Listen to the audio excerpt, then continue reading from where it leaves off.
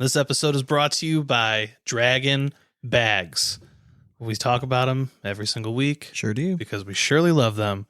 And it's scientifically proven that if you head over to dragonbags.com and buy yourself a set, your PPR is going to go up a full point. Happened for us. High five. I hope you can hear that on the mic. I mean, it was pretty clean. It was a clean one. But anyways, head over to dragonbags.com. Do you have like a technique for that? Like, are you like a forearm stare or anything? Or elbow? Okay. Always stare at the elbow. Okay. You never miss. Fair enough. Also scientifically proven. Just like the Dragon Bags make you better. So head over to dragonbags.com. Grab you a great set of bags today or gear, whatever you want. Swag. They have everything. Yeah. Swiggity swag all day. So head over to dragonbags.com. Drop code BIGASP12 at checkout. And it's going to save you 12%. So do it right now. Welcome to the Big Ass Cornhole Show with Sean and Dane, the host, talking cornhole life and random fun. Grab a beer, let's get it done.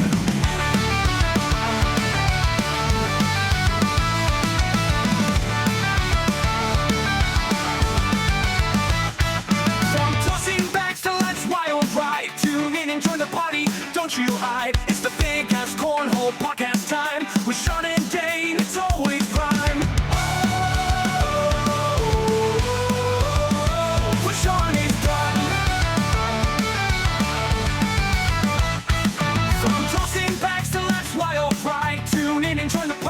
Don't you hide, it's the Big Ass Cornhole podcast time with Sean and Dane, it's always prime.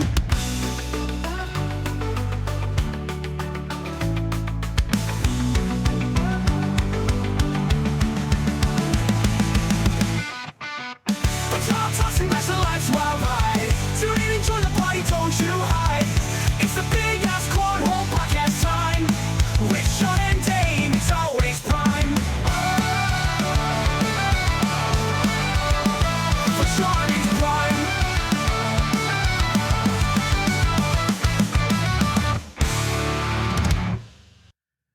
All right, welcome back to the Big Ass Cornhole Podcast. Sean and Dane are with you as always. What's going on, man? Not too much. Happy Monday. Yeah, happy Monday. This is a little disappointing Monday. It was an exciting Monday. It was kind of fun. Until tragedy happened. Yeah. Okay. Yes, correct. Yeah. We'll get into that. I know. All right. Well, yeah, we have a lot to talk about this week. We do. All right. So we gotta get going. We gotta get into this, man. It's getting late already. All right. So Dane, do what you do best. Let the folks know we're drinking tonight in our favorite segment called "What You Drinking." What you drinking? Well, we're back to Miller Lite just because it's a Monday. It's there. Football's on. Baseball was on earlier. Let's drink our sorrows away. Oh yeah. Thanks, Dane. No problem. All right. Yep. Nectar of the gods. Never forget it. All right. Well, obviously, we have more audio gold planned for you all today. Today, we're going to be recapping the first ACL Open and Teams draft of the 2025 season. We're going to do what we do best and dramatically read curated content to keep you up to date on the latest drama from behind the scenes. But, and we got listener questions, like some galore. Awesome listener questions. So shout out to all of you guys for posting that stuff because we're going to have some fun this week. And I'm coming into it blind. Yes, it's great. I didn't even know you made that post. Yeah, it was great. All right. So all right. Yep. Like 60 plus comments or something. It's been a good day. But before we get into all that, we're going to let you know what's going on in our lives in a segment we call In and Around the Hole. Are you too good for your home? Answer me! So how was your weekend? Weekend was good. Okay. Went to a Billy Joel cover band on Friday with mom and dad. Just ripping it up. Crush some beers, good old Middleburg Billy Heights Joel, and then fall festival. Yeah, but this guy took it upon himself to play like some CCR and stuff, and he didn't quite have the chops for it. It was really weird. I'm like, dude, you're a Billy Joel cover band. Like, just play Billy Joel. Yeah, right? Like, that's what we're all here for. When I think of Billy Joel, I don't think of Creedence Clearwater Revival. No. Okay? It's just like he loved that song probably growing up. Yes. And he's like just likes to sing it. Yeah, and it was just it was an awkward moment. I get that. But, can't win them all. Then Saturday went and saw your daughter cheerlead. Yes. She's excelling at cheerleading. She likes it. I can tell. She likes it. So very happy to see. And then watch my other nephew, Will, play football. Hilarious.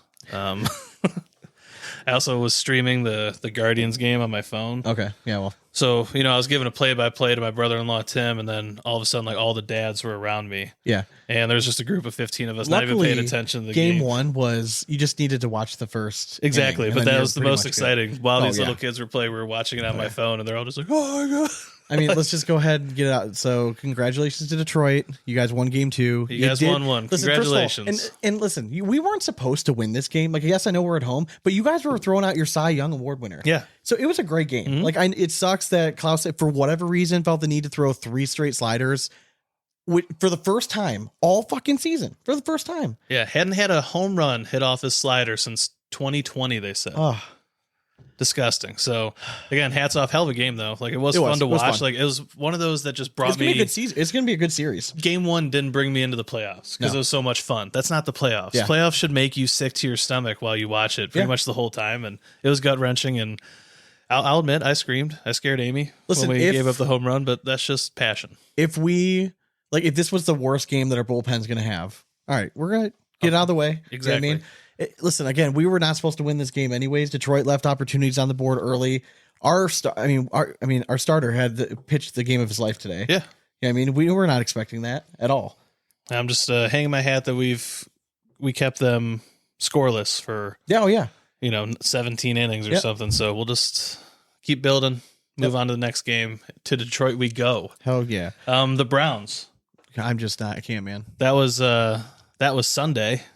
Yeah, I can't. But we also, all right, so the Browns suck. We'll admit that. Before Browns time, though, we got to get out and golf. We did. Always fun. Yes. I I played so erratically. The front 9, I played pretty well. You played. I feel like you and I both played really well on the front. Like, I shot a 40. I shot a 40 on the front. Like, I was very happy. Like, going into the back 9, I'm thinking like, I mean, I'm probably gonna break 80. Like, I'm just now getting loosened up. Like, the last 4 holes on the front 9, like, I was hitting greens of regulation, or I was just off. Like, my short game was phenomenal.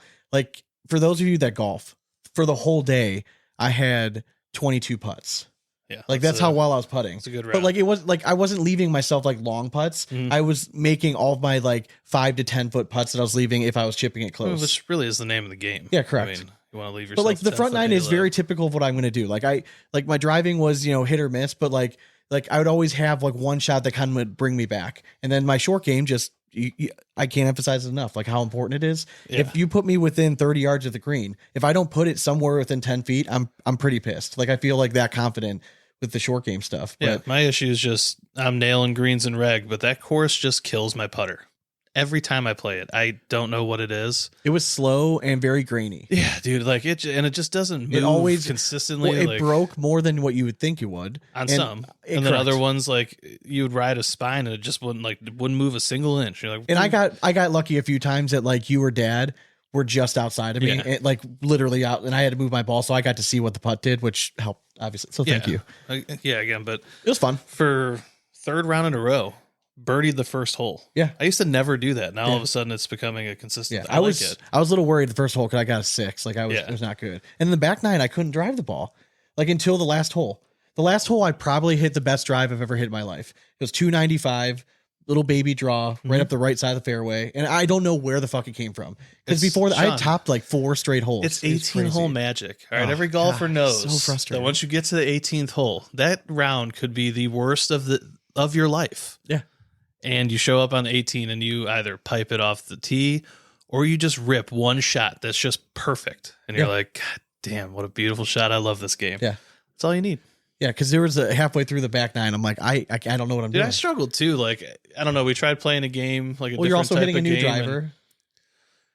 Yeah. I mean, You are hitting a new driver. Like, and that was to me, that was the biggest difference. It's the last few times I played with you, you were somewhere, if you were in the rough, you were barely in the rough. Like, you were very accurate Yeah. and you were hitting a long ball. You changed drivers, you weren't hitting it quite as well to that time, so you had to like scramble. but the a little couple bit. times that I did rip it, Oh yeah, for sure. I mean, once I figure it out, I'll be very. I started figuring it out later. Like Yeah. I just can't overswing with it. It's so much heavier than my current one that it's tempo and Yeah. it still just flies just as far. But yeah, I was a little erratic. I mean, I switched it up though. I took that driver out, and then once we started playing the game, I Yeah. brought it back in Okay. because I'm like, why not? Yeah. We're gonna play it this way. Might Yeah. as well. try to hit the further ball if you can. But Dad, I mean, we played with our dad. He played very well. I took my daughter for the first time. She played for 18 for the first time. We let her hit like every 2 or 3 holes. She hit a single shot that was off of a 2-foot line straight ahead of her. Yeah, She hits it straight every single time. It was insane. I'm trying to get her to, now that she can make consistent contact, I'm like, all right, let's start kicking the club back further. Yeah. You know what I mean? Like, let's not just take it halfway anymore. Yeah. Like, let's start getting a little bit of the hinge and then start bringing the lower body into it. But like, I just want her to have fun with it right now. So she has fun going out and everything. And even though I'll never go back to that course. No, again. that was the last time. You want to tell the folks about your daughter, your beautiful daughter, my wonderful niece. So I walk into the clubhouse flack with my daughter. There's no one behind the front desk. Yeah. Which is not unusual at that course early on. So I'm like, all right, you just go pay at the bar. So I go up to the bar with my daughter, and this lady comes around the corner, and she's like, can I help you? I'm like, yeah, I'm here for just trying to pay for a tea time. There's no one. Do I pay here? And she's like, no, you go at the desk. And she comes around the corner and sees my daughter and points at her, and she's like, no. And I'm like, excuse me? And she's like, no. And I'm like, okay, like I heard it the first time, but like, what do you mean no? Like, what are you pointing at? And she's like, she can't go out. And I'm like, what the fuck do you mean she can't go out? I'm like, I've taken her all over the state of Ohio golfing. Yeah, I've never heard anyone turn away. And I told her, I'm like, listen, I'm not asking her to go out for free. I'll pay a riding fee. Like, that's customary, right? Yeah. I have no problem with that. And we're not going to take an extra cart. She'll sit right in between me and my dad. Like, it's no big deal. Like, it should be no problem. And she basically said that no kids under 8 years old were allowed on the course. And I was an idiot. And I'd already told her that she was 7. And I'm like, well, like, she's like, don't be mad at me. It's not my rule. I'm like, we can just bend the rules then if they're not yours. Yeah. I'm like, we got to be able to work out something. Like, are you serious right now? I'm like, you're seriously telling me that, like, you're just anti-kids golfing. Like, you don't want to grow the sport. Exactly. Like, and she's like, no. Thing so she told me, she's like, it'd be different if she had her own clubs. I'm like, oh, nay, she does have her own clubs. I brought her clubs. And she's like, she has clubs? I'm like, yes, they're in my bag. She has clubs. She has golf clubs in my golf bag. I brought them. Looking at your bag. Oh, she was saying that you didn't have her clubs. And I'm like, at one point I literally held up like the purple head if I didn't have my 7-year-old tiny daughter, driver, and I'm like, if I didn't have my 7-year-old daughter, the things I wanted to say to this lady. Yeah. Like, I was pretty calm because dad was there. It's like, I'm going to not try to get to, but I was also not going to let some lady walk, like this old lady would walk all over me. So I was giving it back to her a little bit. I'm like, this is ridiculous. I'm like, and so she basically came to the resolution of like, she could go, but you got to pay full price. Mm-hmm. So I paid full price for her, and I just told basically everyone in the clubhouse, I'll never go back here. And that if I'm paying $96, this course better be motherfucking immaculate. And guess what? It wasn't. So if you were in Ohio, I cannot recommend less going to Hilliard Lakes Golf Course. And I'm pretty sure it was bought. Yeah, like 3 years ago, and it just keeps getting. So you're going to be losing your job anyways, lady. So don't like. And she was like trying to give. She's like, do you want the news articles about kids getting killed on golf courses? I'm like, I'm her dad. How about I worry about that? Yeah. Like, if I'm okay, I'm giving you a blessing. Do I need to sign something? Like, I'll sign something. There's kids her age going hunting. Dude, it's just yeah. So she got me all fired up. So I started off the first hole with a double. Was not happy. But then I just calmed down. Remember where I was. We're good. So happy place. Yeah, happy place. All right. Yeah. So enough about us. Roll Tribe. God damn it, Sean. They lost. So there was also cornhole this weekend. Yeah, this weekend was a fun weekend. It was the 2025 season. It kicked off. Had the Open #1, and they had the ACL teams draft. Yes. So I figured let's recap the Open first, and then we'll kind of move into the team draft stuff. mode. Yeah. Gotcha. So Open results. If we could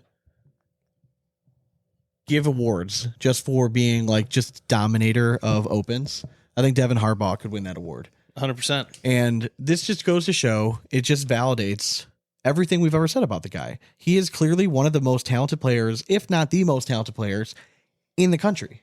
Hands down. But something happens when the brightest lights come on. He just had, I'm not saying he's never going to. I'm saying up to this point, he's never even come close to his ability. Really, in singles, yeah, right? And he's always kind of fallen short. But I'm a huge Devin Harbaugh fan. I want to see it happen. I think it could happen this year. This is almost becoming a cliche at this point that we say every season, like it's bound to happen. We're just waiting for when. But as a guy that has been very vocal about that, this is his job. Yeah, he did his job. He went there and he got a decent payday for the weekend. Hell yeah, he took home $2,000. I'll take it. All right. Second place overall, which I think this was interesting, and we'll get into this even more when we get in the teams. Jackson Gore Kids, What a way to show everybody that, like, listen, hey, I'm not gone. I had a down year. Yeah. Like last year was pretty solid, but like the year before was forgettable. But like I'm back. Like I'm just as good as like as you guys remember. Yeah. Like I'm back. And he seemed to have like that little. He seemed to have his edge back a little bit when they had the. Hey, I mean, the interview kid with went draft. through a pretty decent growth spurt. I think it's Correct. like only fair that he needed to like figure it out. Yeah. We were just kind of waiting, and Yeah. now it seems like he In a might have loaded figured it out. field. Exactly. I mean, taking second overall. When these it's- names that we're going to read off here, it's a gauntlet. Yep. Blast from the past and showing that he still has it and that game strategy could still make it work. Tanner Halbert. Yes. Tanner Halbert won his bracket, tied third overall. Mr. And Block then behind. Also, the talented Bryce Forbes. I think this kid's going to be trouble all season. Yes, he is. He's super talented. Yeah, he's the real deal, man. There's just so many of them, though. Yeah. Like we're going to say that about 30 Yeah, people when I it know. comes draft time. I know. Second in the bracket, so we had a few names. We had Eric Davis, Brady Foster, which is he hasn't really lived up to what I think there was some hype when he first joined the league, and it's just never kind of like panned out. Yeah. Everything, but this is a good showing, good start to the season. You have Philip Lopez Jr. and then the janitor Matt Wilson, ACL rookie. So he, like, to me, I like seeing somebody like Wilson, who's there's been some hype around. Yeah. Right. Like he's great on social media. He's been posting his stats and they're phenomenal. And then you show up at an open like this and you back it up. I mean, it's a really good It's a showing good for your showing, first for event sure. as a pro. Like it's a very, very good showing. Third in the bracket, we had names like David Brown. I think he was second overall in the pro qualifier. He only lost to Tyler Stratton. He's a really, really good player. Get familiar with the name. Like you're going to hear it, I think, quite a bit this year. You had Jason Rubin, Air Rubin. Welcome back, sir. Love it. Showing that he's still got the sauce. Yeah, and third in his bracket, man, just coming Yeah. back and just, I mean, again, this is a loaded field. Yeah, exactly. Because You we're not had- done with the names yet. You had Justin Rule, who coming off again last season where he was super high, led the league in PPR. Yep. And we had questions like, okay, like that's great, but the year before you were not good. Like, is this here to stay, or was last year you just got hot at the right time? Seems like whatever was going on last year is carrying over to this season. For sure. Because the long off season. Yeah, I mean, it's crazy. they had time to recover in a week. And then fourth in the bracket, there were some newer names that I think again that we could be hearing. Mason Trader, all right. Obviously, Ryan Trader, Mason coming in this year. Again, it's a really good showing. Mm-hmm. It's one of those situations like an Alex and Alan Rawls kind of thing, where one of the brothers was clearly doing well, but then the other one starts doing well. You're like, oh shit, like are you that good? Yeah. Like, did Oh, it shit. click for you finally? ACL rookie, proud, big team, team big ass member, Colin Hodett, Hell yeah. fourth in his bracket. Man, that kid's fun to watch. He plays a really fun Roll game. King. Yeah, I think he's going to surprise a lot of people this year. Yeah. I do. I think he's very sneaky good. Like I think because of the area he's coming out of, I don't know if he's had as much exposure across the country.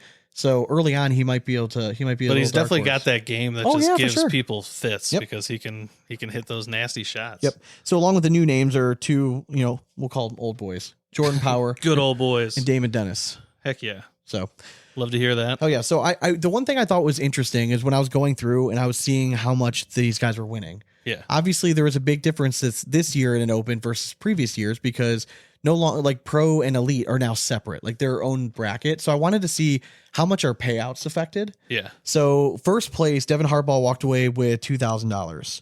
Last year's winner was Alan Rawls, and this was last year open one, right? So you figure you would hope attendance would be about the same. I think it was down a little bit this year. Ironically, I think from what I heard, I think the ACO major in Ohio. Yeah. I think it was is it Shady Nook? No, Spooky Nook. Spooky Nook. Yeah. It's Spooky Nook. I think their numbers were very similar to what the first ACL Open, which is interesting. It is. But last year, Alan Rawls, winner of Open number 1, he took home $2,400. So difference of $400. Mm-hmm. All right. But how much is there going to be a trickle down effect? Second place last year was Tony Smith. He took home $1,500. Jackson Gore took $1,200. So difference of $300. Third place, there was a tie with Wiedenfeld and Matt Guy. They took home $1,000. This is where the drop off starts to come a little bit. Tanner Halbert took third. Bryce Forbes took third. They each took home $650. So there is a little bit of a decrease in payouts right now. for sure. So I'd be interested to see. I want to hear what like the ACL pros are thinking about this, and like I think if you're one of those people that's always like, they're taking our money to pay up and all we're winning our boards and stuff like that. If you look, like the payouts are, I mean, they're not really going up that much. Crazy elevated, but yeah, I also think like this time of year for the ACL is always hit or miss at the opens because so many people have burned all their vacation. 100%. Yeah, it's not. We have to wait until 2025. Exactly. Like, so like right now, like, yeah, it's the new season, but like you're not going to have those big opens right now. That's why I wanted to compare it to last year's Open 1, not the end of the year. I wanted to go Open 1. Where were we at? No, I will say I do like to see the top tier talent showing up to these opens though. Oh yeah, like, for sure. That's nice. They're not like skipping out on stuff. So we got to remember Open count for pro points so, now. Like, it seems like everyone understands it. That's why trying to predict like man of the year and stuff like that, it's completely different because now we got to count opens because these are counting towards pro points. Yeah. Now they haven't really said yet. I'm assuming that the signature events that they're calling them sound familiar. A little bit. But the signature events that they're having, I'm assuming that they're for elevated points. Yeah. Right. I would assume so. All right. So, but what I would like to be interested to know is like how, like if Devin Harbaugh wins 2, is that the same as like 1 signature win in terms of points? I mean, I guess only time will tell. We'll see. All right. So moving on to doubles, the overall champ were our new best friends, Chris Kingsbury and Alan Rawls. They took home $3,800. Second place overall was a team again that, when I was coming out with my doubles power ranking, they were like an instant, like I know they belong here. I just don't know where I want to fit them at. Yeah. And that was Sammy Soto, Gavin Cano. For sure. Third place, Derek Holland and Alex Rawls. I mean, again, just the Rawls brothers just doing what they do. And Alex and Derek, I mean, that's what they are. They're like that second, they're going to win their bracket. Yeah, they're steady Eddie. Yeah, they're going to win their bracket or come second in their bracket. They're always going to be in the mix. You just can't count them out. And then they're gonna win a national here. Of course. Like they're just always around. I mean, we expect them to, but third place overall. And I think this is interesting going forward for when we start talking about the draft. You had Noah Almanza and Riker Wells. They also took third in their bracket. Yeah. Second in their bracket, another name that you guys need to familiarize yourself with. If you're a fan of the TCL at all, or I think he might have played ACO last season as well. You probably have already heard the name, but playing with Bryce Forbes was Levi Haddock. This kid has problems. We've seen him at the TCL. He's got some I know a lot of the guys at the TCL are not going to be thrilled that he's doing the elite or pro section because like now he can't play with like those. Yeah, he's got to find a non-pro to go. Yeah, so this kid is really, really good, and they're going to be a lot of trouble going forward in opens and at the signature events. And he's pretty young too, right?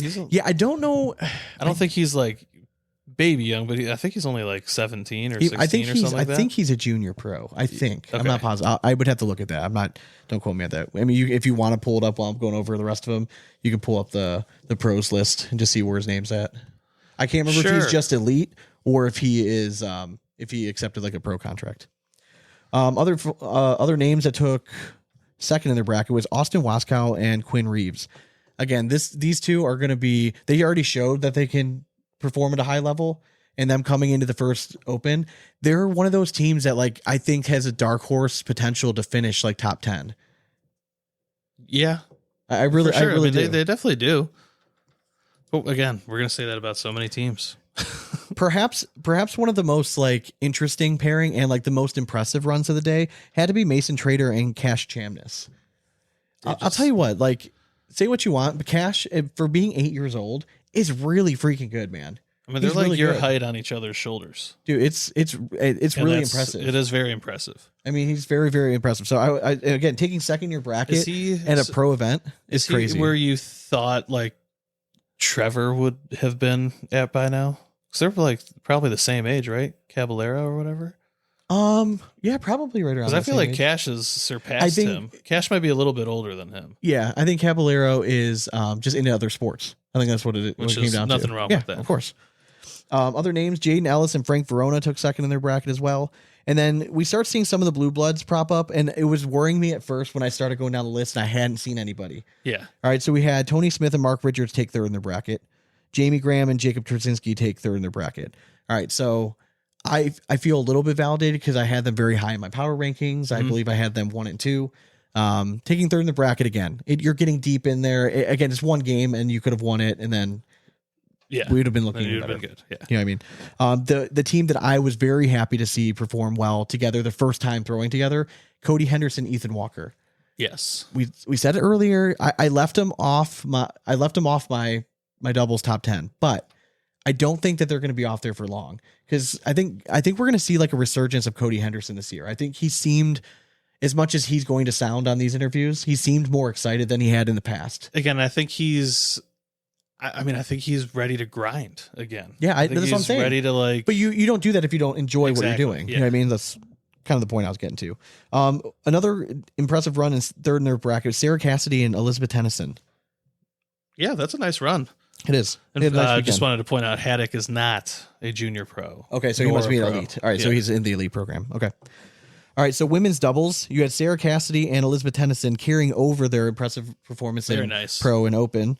And they win women's doubles, taking second place. And again, this was kind of like a sneaky announcement this weekend that I don't know if everyone realized. Yeah. But they announced that Cheyenne Bubenheim is going to be playing with Gina Ramirez in doubles. Love it. In women's doubles this year. I mean, I think that those two have a very big potential. And I think that you probably saw their biggest competition in, I realistically, that won this event. Yeah. Yeah, for sure. I mean, Just, and no, this is not a shot at like Streaker and Finley, Yeah. because like obviously they could come out win. They just haven't done it somewhat recently. You know what I no, mean? but Like, I think they're the seasoned vets that Yeah, correct. no one would ever be surprised if they went and took one down. Like, but this is anytime just you're like- throwing with Cheyenne and like Gina just has to be rock steady and Yep. she's gonna be fine. And like they're gonna do very well this year. for sure. No, So- I loved the pairing when I heard it. Loved it. DLE Hell making yeah. her announcing her presence, women's doubles. She her partner was it Malin Dela Cruz? Gigante? Yeah, thank you, Dane. That was very nice. They take third No third problem. place. Allison Springer and Katie Bartle take fourth place. Bartel. Women's singles. Sarah Cassidy with just a herself killer a weekend. weekend. Hell yeah. She takes first place. She wins over Miranda Coy. Kaylee Hunter takes third, and Bella takes fourth, and then Cheyenne takes fifth. Do you think, all right, right now, would those be those five in some order? Would that be your top five? It's hard to not have Gina in there, in my Okay. opinion. So I would actually put Gina in Over over who? Bella. Okay. Just because, I mean, we know Bella's got the potential. Even in singles? Oh, see, that's tough. That's what I'm 'cause saying. Gina I'm saying really is like singles. a locked up. Yeah, I'll give that nod Okay. to Bella for singles. Okay. She is dirty. Perhaps the most, some would argue, might be the most talent like filled division, like the most competitive is junior doubles. Yeah. You had Gabriel Clausen and Logan Dupler. They beat out Asher Plummer and Donovan Vasquez. Listen, Clausen and Dupler are both very good. They're both drafted extremely high. I'll be completely honest. I'm not super familiar with Gabriel Clausen, but he had himself a weekend. Logan Dupler, I've heard the name before. I've seen him play. I know he's very, very talented. So Yeah. It's just no Yeah. surprise to anyone. kind of that a they took it recipe down. for success, because Gabriel Clausen also won junior singles. Bryce Forbes takes second, and then Ethan Varias takes third place. I think it's important to kind of remember that name because he's going to be coming up soon in the draft. All right. So Is it draft time now? I think it is, man. All right. So this weekend we had the. Oh, and if I know everyone's like sitting there listening, like, when are they going to get to the drama stuff? Dramatic readings are after this stuff, so just hang tight. Actually, maybe we do listener questions before dramatic readings. Oh, that'd be fun. yeah. Okay. All right. Can make people wait. It's All right. fine.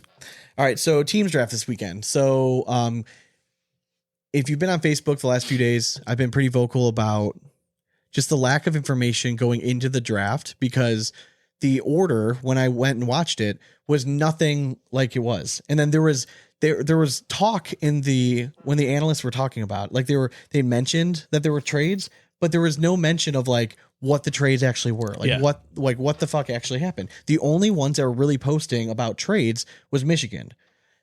I mean, luckily they had several trades, but I applaud Michigan for at least doing it right, like taking this seriously. Like if you're gonna you want to be considered a real thing, you got to start. And doing they were some the of one work. team that didn't have to draft anybody. And we'll get into this a little bit more later. But what I wanted to do was let's go through the draft, and we'll kind of just mention some of the names and where they got drafted. And then what I want to do is break down each team.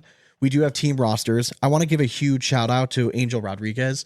This dude put together a compiled list of each team and their current rosters to the best of his ability. And they're based off of responses from team captains that they have. So if there's any errors, we're going to blame the pro captains that responded to them. But it's to the best of our knowledge is pretty accurate. Yeah. If there's any errors, we apologize, but life will go on. I mean, we would be able to do this ourselves if the team captains would update their pages. So. Correct. But we'll get to that more. Hey, fair enough. All right. So it was probably the worst kept secret in the league once the Colorado Timber traded with Marauders for the Why would they pick. do that, Sean? So they end up taking Jason Rubin, Shot. number 1 pick overall. His pro partner Ryan Trader is there. Hey, we got one right. We did nailed it. That's I'm about happy as good that as it went. most of the names that came down in the top 16, most of them, I had somewhere. Yeah, I would say I had at least 8. Just the order was obviously we mentioned clearly them here and messed there, up a little bit. So the Marauders end up trading their pick at number 1 Yes, and their second round pick. I believe so. Yes, And yeah, then it was their second round. and they got back in return Caden Allen, the 7th overall, and then something else, like another later round pick. The Marauders end up basically turning the number 1 pick in the draft into their roster, right? They end up trading away number 1 pick. They end up getting for that number 1 pick Caden Allen, Frank Modlin, Chad Hunt, Tommy Silker, and Baby Goat. Which is, I mean, if you really follow the trade along for the number 1 pick, they end up getting those players. yeah, which is nuts. I mean, And that filled their roster. So they went into the draft be like, we're done. They We're treated good. this like a fantasy draft, like for fantasy. I mean, football. honestly, like, though, it was a beautiful thing. Like it was kind of nuts. I mean, it was go out and get the guys you want. Yep. And it is what it is. So hats No off question to marks on their team. hats off to Michigan. So second round pick, Chicagoland Spinners traded up. Again, no idea what the trade was. They traded with the Virginia Cutters, so I don't know what happened there. But Gary Bearpaw was taken by Mark Richards there. It doesn't shock me. Gary is super talented coming over from the ACO. We've mentioned his name before. It was a little surprising just because I wonder if he would have been there later. Like if that's somebody you're talking. I don't know though. I mean, he does have name power in the community. What I'd be interested to know is, did Chicago trade up just so they made sure that they got Gary, or did they just happen to get the second pick? They're like, all right, well now who do we get? Because we know Ruben's gone. Might as well just take Gary. Yeah, no, I think they went after Gary Bearpaw. Okay. And again, like he's a very good player. Yeah. You can have him kind of play anywhere. I mean, honestly, of the rookie class, he has the best pedigree. When we go coming over in. the teams list, we'll be able to get a better idea. I should of like say where, most tenured. I don't know about best. Yeah, that's true. That's true. Pick number 3, Georgia Sliders pick Logan Dupler. Again, if you're going after like younger talent, I know he was one of the top names on most people's boards, so it makes sense. I think that's probably who Virginia was maybe hoping fell there, but obviously Georgia slides in. No pun intended. No, there was Nailed pun it. intended. Oh, fully intended. Logan Dupler. I think it's gonna be solid. Hell yeah. Hell yeah. California Slingers. We did get this pick right. Just the order was a little messed up, but the California Slingers move up in the draft and they get Tony Forbes coming back to the team. It was no shock to me. Like it would have been more kind of a slap to the face if they didn't go with Tony Forbes because he was a key Especially piece if he's just to the there. championship team Yeah. last year. I'm kind of surprised they let him go. As long as he was available, Yeah. they had to take him. So correct. no surprise. Virginia Cutters. So they originally had the second pick. They traded back to pick 5 and they go with Gabriel Clausen. Now, I was pretty vocal last week saying that if the Cutters passed on Jackson Gore at 2, I just didn't see how that made sense. Like I even reached out to Logan Chamberlain and be like, don't overthink things, man. Yeah. Like, so I've gotten a little bit of insight that there might have been that Jackson and Jacob did not want to play on the same team. Which, I mean, Again, if you're playing as To pro each their partners own, I guess, and like yeah. you want to do your own thing, I get it. As a like a manager though, like you bring Jackson on and then you have either a doubles team or if you want them to play singles, guess what? You can. Jackson Gore just fucking took 2nd overall in the Open. yeah. Can we just He have seems the like twin he'd be a pretty Terrors go out solid. there Yeah, and be they're terrors? going to be your fucking singles players. Yeah. So they're on the same team, but they're not playing together. Just go win. Yeah. And again, this is nothing against Gabriel. Like I'm sure I'm just not super familiar. I know he had a very good weekend. I'm sure he's very talented. But there's something to be said about you've been there, done that. You got to remember, at least one of your games is going to be on a broadcast. Do you want someone that's been there and has thrived under the bright lights, or do you want someone that could shit the bed? Yeah. Or maybe he's going to be he could be rookie of the year. We don't even know. It's the great equalizer. Correct. So being on the main stage. So next pick at number 6, Texas Bully Baggers. I love this pick. They go with Quinn Reeves. I think it was very smart. Yes. You know what you're getting with Quinn. He's a very stand-up dude. He's really super talented. I think it was a very smart pick. For sure. No, for a team that like is that one. mostly BG made up, it seems like Quinn Reeves kind of fit that mold. For sure. Arizona Burn at number 7 wins Zach Aiken. I'm not familiar with Zach's game. If that's the guy they wanted, go after him and get your guy. Get him.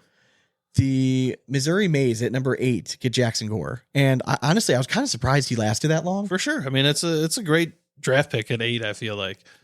With the names in front of him. I know Jackson didn't seem super thrilled, and he even said he was a little surprised he lasted that long, but I don't know if he was expected to get picked by Virginia. I mean, yeah. I don't know. Now, looking at this, maybe he wanted to get picked by Virginia. I don't know. Yeah, I mean, but Missouri Maze got themselves a really good pick all the way down at 8. That's very solid. For sure. At number 9, also having a solid weekend, the Kentucky Colonels go with Mason Trader. So when I first heard that, I'm like, this makes no sense. Like, what are we trying? Like, are we just trying to lower the average age of the Colonels here? Because last year, if you remember, older squad. Yeah, I mean, my nickname for them was the Krusty Colonels. Yeah, Krusty Colonels. Well, apparently they're going they want to bring out the bright yellow Colonels again. The young Colonels. The young Colonels. Number 10, Ohio Aviators, right? So we had some pool. I tried to influence this Kentucky Colonels. Did you say that they took Mason Trader? Yeah. Oh, okay. Yeah, I'm sorry. Sorry, I didn't catch you saying it. Yeah. So But pick 10. Mason Trader. Yes. Ohio Aviators. They go with Riker Wells. And it makes a little bit more sense after seeing With that him and Almanza playing having a together. weekend. It does. He actually mentioned it in his post that he really liked throwing with him. Yeah. So I mean maybe that's your doubles team. You just got I think one that's of your probably doubles teams right there. it's probably. You already have Gavin Cano as singles and Trey Birchfield. in singles. Boom. So yeah, I mean it's not a bad move. I was a little annoyed when I saw it because I'm like, they're both guys that I thought that I would have loved to see Ohio get. We're sitting right there. But anyways, number 11, Carolina Coasters. And I think this is going to be a very underrated pick. Matt Wilson. I think they got a really good player at number 11. For sure. I really do. I think Matt Wilson lasting this long, especially coming off of a weekend where he backed threw up. well. Yeah, where he just backed up all the kind of the question marks of a rookie going in. Las Vegas High Rollers go with Brandon Patterson. Again, not super familiar with him. I'm sure he's very talented if Las Vegas is taking him this early. Carolina Coasters, with their second pick in the first round, go with Fath Sem. We were actually talking about this as being a kind of a sneaky, brilliant pick for them. When we go over the roster, it's going to make more sense, I think. Kentucky Colonels also had 2 picks in the first round. So they started off with Mason Trader, and then at pick 15, they go with Cash Chamness. And I know I skipped over one. I'll get back to it. Sorry. Missouri Maze at 14 picked Austin Cameron.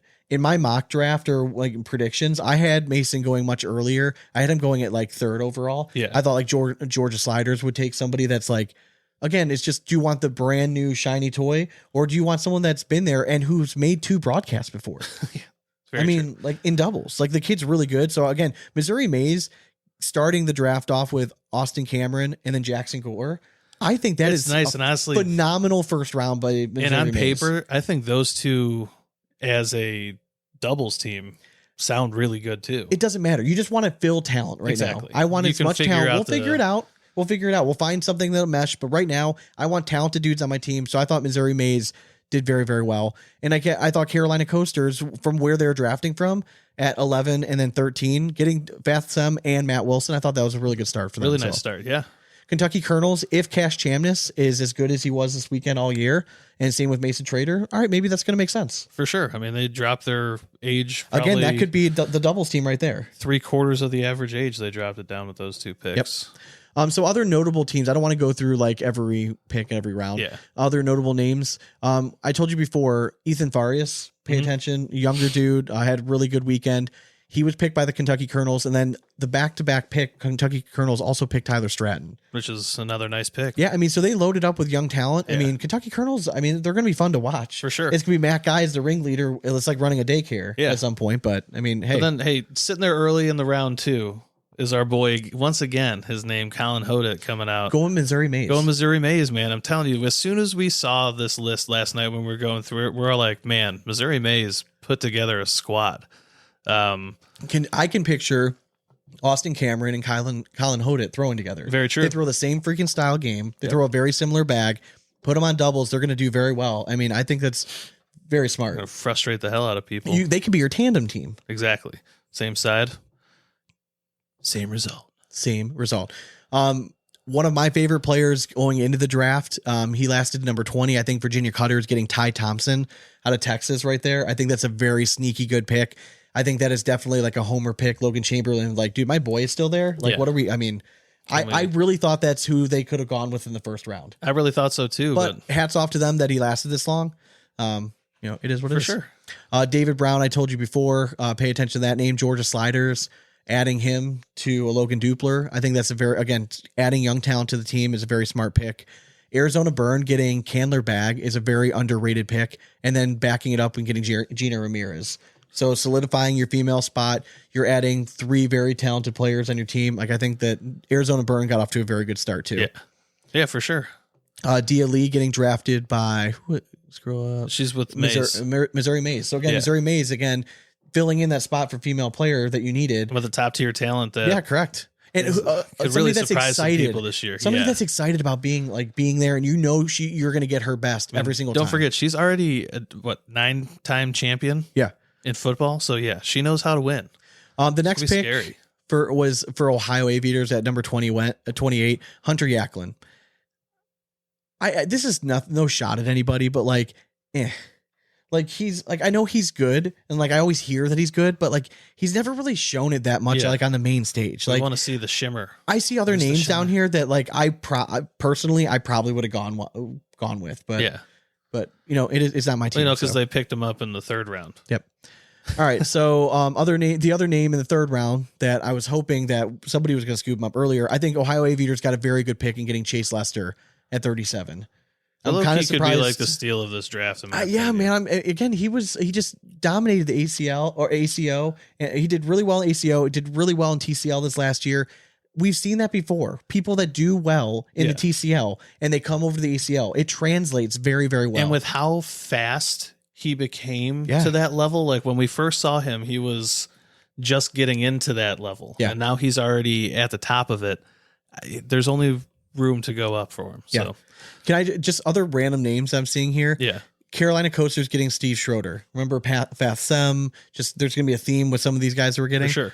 Florida Freeze getting Jeremy Frazier in the 3rd round feels a little disrespectful that a guy that talented, that's been a pro year after year, was getting passed up by guys. There's so many people excited about the young talent coming in that I think his name just slipped through the cracks. Yeah. People probably just assumed he was kept on a team. Yeah. And they're like, oh shit, Jeremy's not on a team.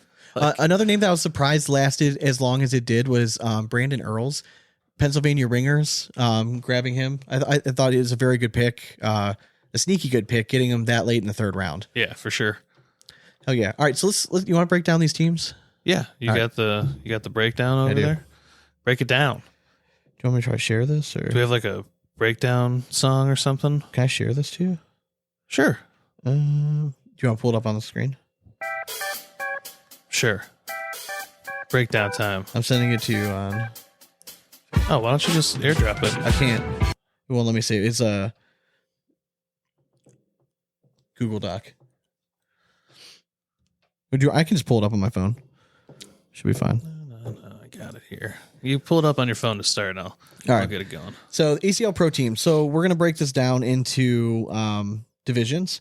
So the first division, we're going to start with Virginia Cutters. All right. So we already talked about some of their draft picks. Their captains were Logan Chamberlain, Justin Stranger. Returning players are Leston Allen, Jacob Gore, Sammy Soto, and Lexi Hugeback. They drafted Gabriel Clausen, Ty Thompson, Brady Foster, Austin Kipple, Oscar Morena, who's another name that I think people need to recognize. He's coming out of the TCL. He's a very solid player. Mm-hmm. He's always kind of in the mix in TCL events. And Kimberly Jenkins. So we wanted to talk a little bit about, like, we want to give each team a draft grade. All right. Do we want to go through all of them and then come back and give draft grades? Or are you ready just to give a grade right now? let's double back. You want to double back? I'm trying to get this guy open for Okay. you real quick, and then All right. we can go off of here because So I need just to read it. if I'm really looking at this right away, I think that you have Sammy Soto and probably Jacob Gore that are going to be your. I would imagine they're going to be your singles guys. You would hope so, or assume. Yeah, I would assume that those are going to be your singles guys. Logan Chamberlain's going to be a doubles guy. Justin Stranger can be doubles or crew cup. And then you're adding guys like Ty Thompson, who, again, you put him with Logan Chamberlain in doubles. Like you feel pretty strong throwing those two out together. Yeah. Familiar with their games. They throw a similar bag. Oscar Morena is more of like I don't want to call him a slick side player, but he's more of like a slide airmail kind of guy. Mm-hmm. I don't mean to stop your mojo. How about you just send me screenshots because I can't open that document. Okay. Appreciate it. I can do that too. Look at us. Innovation. Shazam. Ba-ba-ba. I think we had a There it is. a joint agreement after reading through the entire draft, though, that everyone actually seemed like they drafted pretty damn well. Yeah. So, It wasn't too questionable. all right. So Florida Freeze captains. They're starting off with Alex Rawls and Matthew Sorrells. Returning players, they have Cheyenne Bubenheim, Blaine Rogier, Alan Rawls, and Chris Kingsbury. We were already talking about just their start, their core player. They're already really freaking good. So they didn't really have to enter this draft being like, we need to fill a lot of holes. We don't need to add tons of talent. Like they're already fucking loaded with talent and starting off with this team. In the draft, they added Jeremy Frazier. It failed. Yeah, I don't know what the hell's going on. It's very annoying. All right, don't worry about it. I got it here. Jeremy Frazier, Tyler Goodwin, Fisher Hamilton was obviously traded. Yes. Curtis Haddock and Anthony Eastridge. I think that, again, if you add automatically Fisher Hamilton up to that group, so you got 1, 2, 3, 4, 5, 6, 7, and then you add Frazier automatically, that's 8. So, I mean, you're already starting off with some studs. And then Crew Cup, again, it's just you need 4 guys just to go out there and play well. Just put 4 solid players on your team. Yeah. So again, they didn't have really high draft picks. They spent a lot of their draft capital on Fisher Hamilton. But you know, I think that their core is still good. So if we're giving are we giving a team draft grade or a draft grade?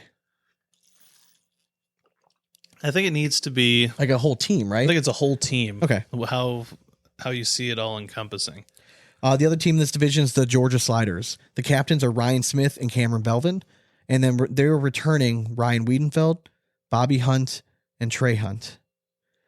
They drafted Logan Dupler, David Brown, Trevor Kufis, Riley Schaff, Carter Bennett, Ben Brown, Navarro Dip, and Logan Hall. So I think that Ryan Smith is a very smart captain. I think he had a vision of going in there, starting off getting Dupler and Brown, and then even Kufis. I think people forget that he's actually a really sneaky good player. Like he's had very solid finishes. Oh yeah. Last year I don't think was quite as good as the year before, but he's still a very solid player For sure. And he's been there. He's not going to cause any issues. You Yep. know what I mean? It's a very solid pick that late in the draft. And getting Riley Schaff again, you only have to start one female, but she's a name that most people in the cornhole world are probably familiar with, but I think she's going to do very, very well this year. She seems to be on the rise for sure. Correct. Carolina Coasters. Their captain is Jamie Graham and Eric Davis, and they're returning Kaylee Hunter and Colby Shearer. Now, they also were originally keeping Tommy Silker and Chad Hunt, but they traded them away to the Michigan Marauders, so we'll get to that in a little bit. They drafted Matt Wilson, Fast Sem, Mike Hoffman, Steve Schroeder, Josiah Aragran, well, however we say that, and Dawson Manuel. I think you got to roll your R. I think that Aragran. just looking at how all this pans out, I mean, I think you have Jamie Graham and Eric Davis are probably your singles guys. Yeah. Colby Shearer is I feel so bad. The guy was traded 4 times on draft day, but everyone he's a guy that most people want on their team. Yeah. Must be really likable. You put Schroeder, Hoffman, Fathsem, and then you pick somebody else. Probably Matt Wilson. You put those guys like in a crew cup. Like that is a nice little squad there. All could throw slick side down. Just Carolina is going to be in. one of those teams that like you look at their squad and you're like, wow, you're not like shocked with name power, but they have sneaky potential to do well in this division. They do. All right, so the next division up, we're going to kick it off with the New England Woodchucks. The captains are Jeremiah Ellis and Jimmy Humans, and then they were returning Alec Ryan, Zach Scheibner, Hunter Thorson, and Jacob Trzynski. They drafted Ian Cripps, who's another name that, can you believe that kid lasted that long? I know. Like, it's almost disrespectful. It really is. I mean, the kid won a fucking open event last year as a pro, and he's lasting that long. That's so crazy to me. And he has only Did he get increased. traded? Or did he get drafted? You pull up you still have the draft up list? It's right here. Just scroll through that. Just see if you see him somewhere. There's no way. He had to have gotten traded. Because I think he was kept by somebody, and then he must have been traded. Because I think he might have been with the Timber. I think the Timber sounds familiar, right? That might have been part of... Yeah, I don't know. Anyways, they drafted Ian Cripps, Maddie McBride, Ryan Hart. They got him in a trade. Katie Bartle, and Brandon Davis.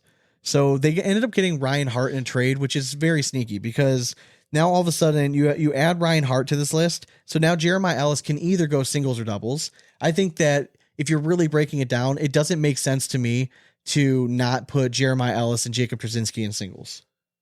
I agree. You need your two alpha dogs got going two out there. locks almost, like you would hope. Well, you have two really good chances to win. Like you know, like you need that, and those are 2 points. It's best of 5. You know what I mean? Like if you can go out and win both singles matches, you're putting yourself in a pretty good chance that you're going to win the match.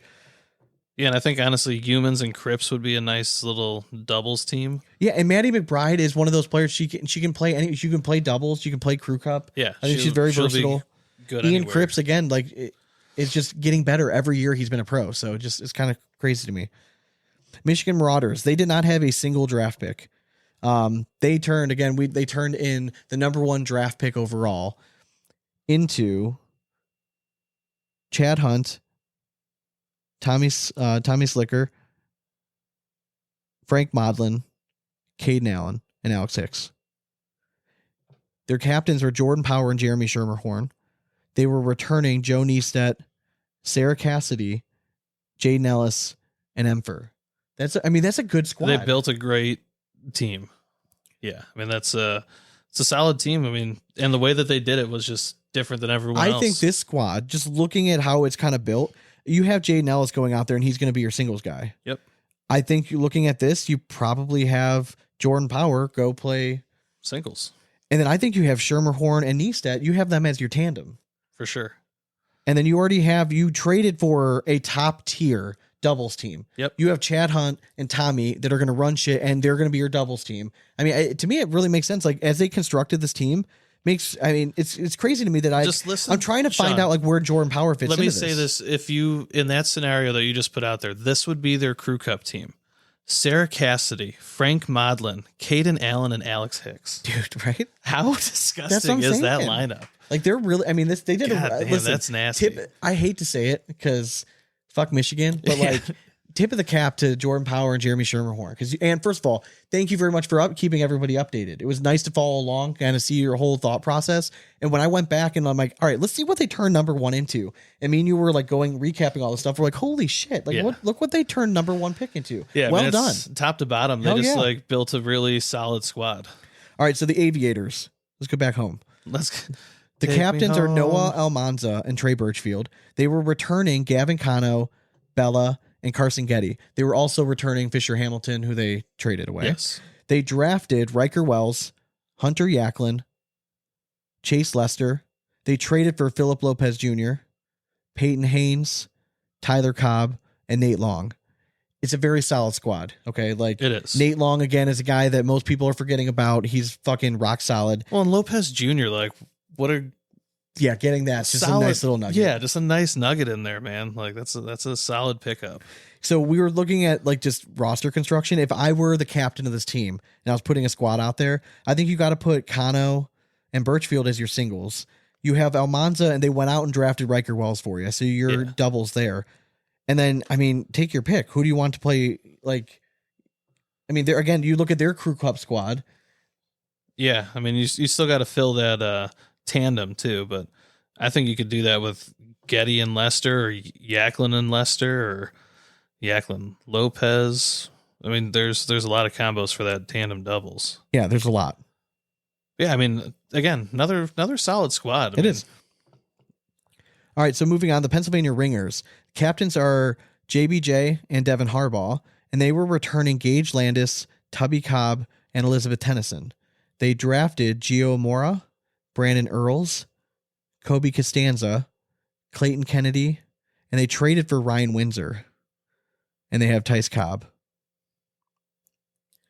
So it's interesting that they traded Ryan Windsor off of the maze, because wasn't he like... I think he was the co-cap. I know the co-captains are allowed to be traded. Yeah. So does that mean Bernasette was like the main captain then? He had to have been. I think so, yeah. Because you can't like trade yourself if you're a captain. Yeah. So interesting. I mean, Devin Harbaugh and JBJ, I would think have got to be your singles guys. Yeah. If I'm putting a team together, you either put Windsor and Costanza or Windsor and Landis. Yeah, I'd probably go Windsor and Landis. Then you can have Tyson Tubby be the tandem.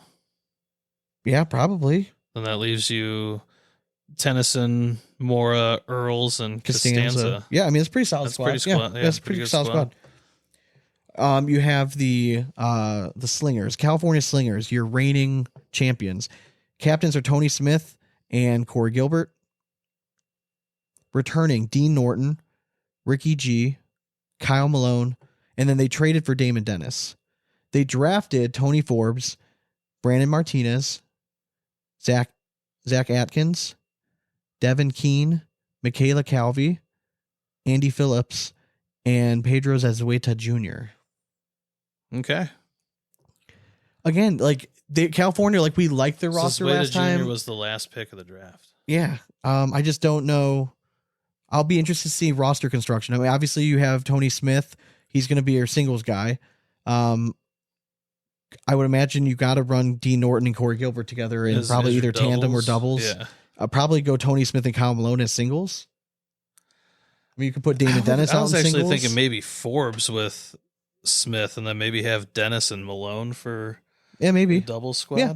I mean, they have some variability. So, like, I do like the flexibility of that there could be change. Like, they strike me as a team that they might take one or two matches to kind of figure it out. Yeah, to kind of see what might work the most. The Las Vegas High Rollers were next. You had the captains are Tanner Halbert and Hunter Thorne.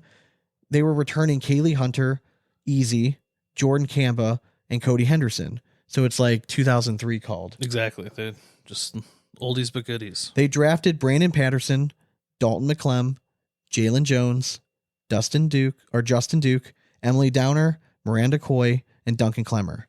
I mean, it's like they were like, we're not going to get anybody like really young. I mean, we're going to go with no names kind of pretty much. I mean, outside of Brandon Patterson, like I know pretty much all these players pretty well. Yeah, for sure. Again, it's a good, I don't think we know exactly where we're going to see people fit in quite yet, but it's very good. It's a very versatile squad. Are they the only team to have 3 females on it? Yeah, I think so. Yeah. And it was crazy to me that like, just cause I think there was 8 of the 16 needed a female, like in the draft, like you had to draft at least one, you had to roster 2. It was crazy to me that like Miranda Coy lasted as long as she did. I think that's why she got drafted where they're at. They're yeah, like, she got drafted female, but like, how is third Miranda round? still here? So they're like, we'll take her. Yeah. I mean, I was a little surprised that she lasted that long, but decent squad. They're just doing it a little different. Arizona Burn were next. You had the captains were Chris Roybal and Landon Crabtree. They were returning Jeff Reynolds, Derek Holland, and Corey Morrison. They drafted Zach Aiken, Candler Bagg, Gina Ramirez, Hayden Gonzalez, Lucas Householder, Tristan Deese, Gabe Dolan, and Trevor Brooks. I kind of like this team, man. I do too. I mean, because you created multiple possibilities with doubles tandems. I'd be interested to see who are going to be your singles. I think you got to go Roybal as your single, and then maybe Holland. or I mean, you could go with a Hayden Gonzalez. Yeah, again, they're pretty versatile. I don't think they have like their two alphas yet. Yeah, on their because I mean, team. like you have a doubles team in Reynolds and Householder. You had a previous Yeah. doubles team in Roy Ball and Ramirez. Are they pro partners this year? Who? Reynolds and Householder? Yeah. Are they? Okay. Well, I mean, they played the first Open together, so I'm Oh, yeah, assuming. yeah. Okay, yeah, makes sense. All right, so the next team, and then getting Trevor Brooks for Arizona at the end of that is There's a nice little cherry great on pick. top. I mean, to me, he's the one that like throw him in any crew cup or tandem and just let him rip. All right, so we got the Colorado Timber next. The captains are Adam Hissner and Ryan Trader. They were returning Connie Altice, Caleb Moldenka, and Yeah, that was it. They was traded it. away pretty much everyone else. They drafted Jay Rubin, Julius Reyes, Tony Mayball, Malin Dela Cruz, Jacob Foreman, and Austin Schlobaum. So again, like I'm going to be interested to see who else is kind of there. Like, because they need to pick up I mean, some they players. kind of forced it on themselves that you have to have Trader and Ruben be your doubles team now. Yeah, so they need They're to gonna pick have up a at lot of least two. pickups. You got to have at least 12 rosters, so they're Yeah. going to have 2 pickups. So I'll be interested. They gave up a lot for Jay Rubin. But again, you don't know what they're going to do. Adam's definitely going to play singles, and I think you got to put either Jay Rubin or Trader in singles. I really do. Because I think But Jay again, Rubin I feel can, like they handcuffed themselves with that. I mean, you could throw like a Mayball or something in singles too. No, I think you put Hissner and Trader in singles, and Jay Rubin can play with anybody in the world and get the best out of him. That's true. I truly believe that. Very true. So the Missouri Mays we were talking about before, they had a very solid draft. The captains were Ethan Walker and Steven Bernasette. They were returning Isidro Herrera, Vincent Frisch. So apparently it must have been Windsor that was one of their other players that they traded. Yeah. They drafted Jackson Gore, Austin Cameron, Colin Hodet, Dia Lee, Chase Frieden, Justin Dermody, Chris Wagner, Terry Mathis, and Adrian Brunson. I mean, that's a pretty good squad, man. It's a I really really like good that. I squad. really like that team. They're youthful for sure, but they're another one that has a bunch of combinations. And like you have a guy in Steven Bernasette who to me can play with anyone in doubles and take it down. I mean, I'm looking at this right away. If I were captain, I would go Ethan Walker singles, Jackson Gore single. I go Steven Bernasette and Isidro together. I'm sure they've played before. They play a very Exactly. similar style. And I'll go like Frisch and Brunson or something as another doubles or yes, something. probably. I mean, they're familiar with I playing mean, we with each also other. mentioned possibility of like Austin Cameron and Colin Hodet. Yeah, and then you Similar have the other game ones and- just fill in for crew cut. I mean, Yeah. I really think they have a very solid squad. I like that team. Chicagoland Spinners are next. We had captains were Mark Richards and Nico Morellis. They were returning Frank Verona, Zachary Angleton, Sebastian Schaefer-Ford, and David Morse. Schaefer-Ford's another name that most people, you've probably seen it pop up, familiarize yourself, because the guy just has been playing very, very well. Yeah. I think he's team swag bags this year. Super talented dude. I want to get him on the show. He seems very eccentric. Like he dresses up a lot for like these like tournaments sure. and stuff. So, but he very solid I mean, squad his name's start. Sebastian. Yeah, it's very true. Nothing better than They that. drafted Gary Bearpaw, Juwan Smith, Matthew Creekkiller, Zane Krotz, Ernesto Cineros, Cineros. and Vanessa Phillim. I don't know, man. I think it has potential. I think it does have potential. I think there's This been is just stronger one of those teams. that like, right off the page, it doesn't like grab me, but like not all these teams have. Well, like a guy They're like still David, good like a guy squads, like though. David Morse, that to me, like that a guy like that matters. If you're keeping him, he's coming off a very good season. I know I think he's playing doubles this year with Schaefer-Ford. So if that's Okay. the case, like, You got a nice double squad yeah, there. I mean, it makes sense. Like, or at least I know that they just won a regional or Yeah. something together. So, yeah, it's a solid squad. I mean, obviously you have Mark Richards that's going to play singles, and I imagine you have Gary Bearpaw. You That's drafted what I'm him for a thinking, reason. too. Or is Bearpaw there with Creek Killer? Maybe. Oh, that's actually a good call. Yeah, I don't know. I don't know. They're both from like the same like squad, like that DC cornhole. That's what I thought. Yeah. Yeah, that's true. All right, so the next team, the Colonels. So no Not longer the crusty any crusty longer, Colonel. No. yeah. You have Matt Guy and Justin Rule were the captains. They were returning Brett Guy and Samantha Finley. They traded away some others. They drafted Mason Trader, Cash Chamness, Ethan Farias, Tyler Stratton, Cameron DeBrasio, Rosie Streaker, and Mike Jacquez. So getting Streaker and Finley. Yeah. All right. I think it's smart. You needed 2 females. You might as well get her doubles partner. Exactly. She's still sitting there. Looking at this squad, like they are loaded with young talent. I think you have, man, I almost think you do Matt and Brett just play singles and then you figure it out from there. Or maybe you have, I don't know. Maybe Matt Justin in singles. Yeah, Matt and Justin in singles, and then yeah, I think that could work out. I mean, just imagine if they just went youngsters on their crew cup. Yep. So all right, so bully baggers. We have the captains are Eddie Grindersleeve and AJ Sims. They were returning Caleb Batson, Dylan Turpin, and Austin Waskow.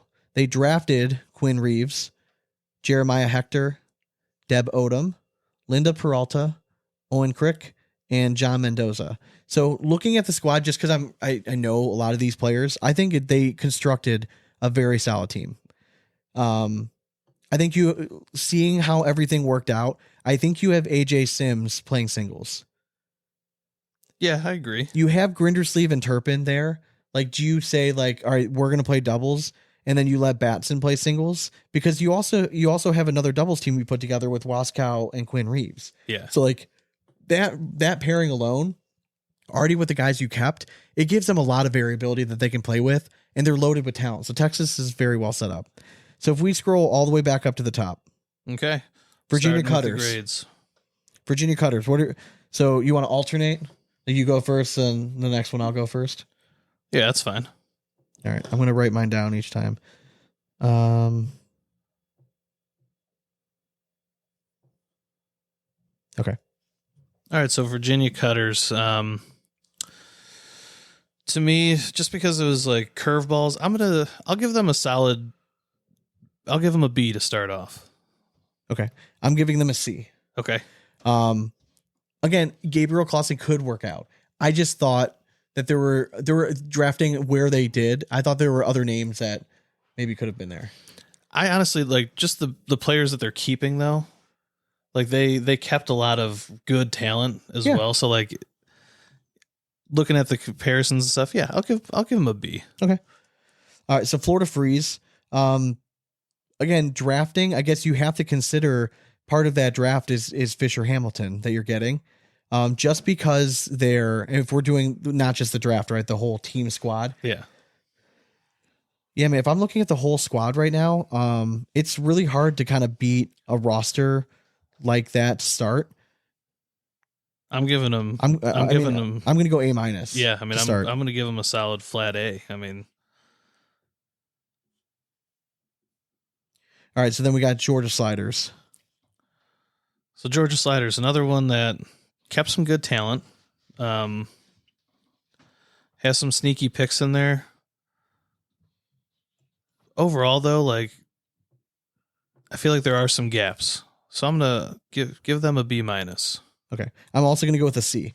Like Okay. I look at their team and I look at Virginia, I kind of see like some similarities. Like I think that they're both loaded with talent, but there's some question marks there. It's just how well some of these young guys are gonna play, like under like at a broadcast and stuff. Like when like those matches that really you want to win those For sure. The next one is Carolina Coasters. This is a weird one, man, because I think they're one of those teams that could be sneaky good. I think I see the roster construction a little bit. I'm gonna give them a B. Yeah, I'll give them a B plus actually, because I do like what they're trying to do here, and I think there's potential there. Okay. Next team up is New England Woodchucks. Again, love their name power right off the rip. Again, getting Ryan some Hart. Season vets, yeah. Getting Ryan Hart in a trade is big. Getting Ian Cripps in a trade is big. I like adding Maddie McBride. Katie coming off of a really good weekend too. Getting Brandon Davis that late. I mean, again, just as a squad of the ones that we know that are on their team right now, I do like them. Yeah, I mean, I'm gonna go a flat A as well. So I'm gonna go B plus.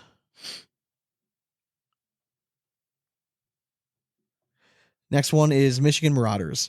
Now, for me, I loved what they were able to turn the picks into. I really did. Yeah. I have my biggest question mark is one of your returning players. If Joe Niestedt is Joe Niestedt 2 seasons ago, and Shermer Horn and Niestedt can bottle up some of that magic, I think this team is going to be really tough to beat. For sure. Really tough to beat. And that's what, I mean, obviously they're banking on that.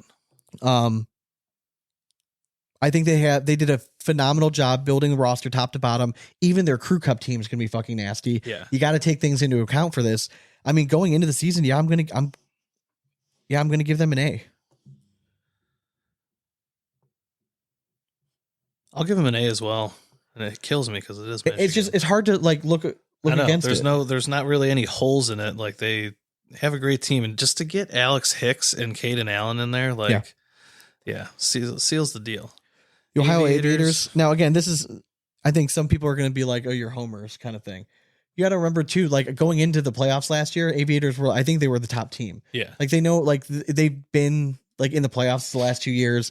Like their team always tends to do very well. And I think looking at how they drafted, seeing the pieces that they're coming together, knowing that Almanza and Riker Wells are playing together, knowing that you got a guy like Chase Lester and Philip Lopez to kind of round out already like a very solid squad.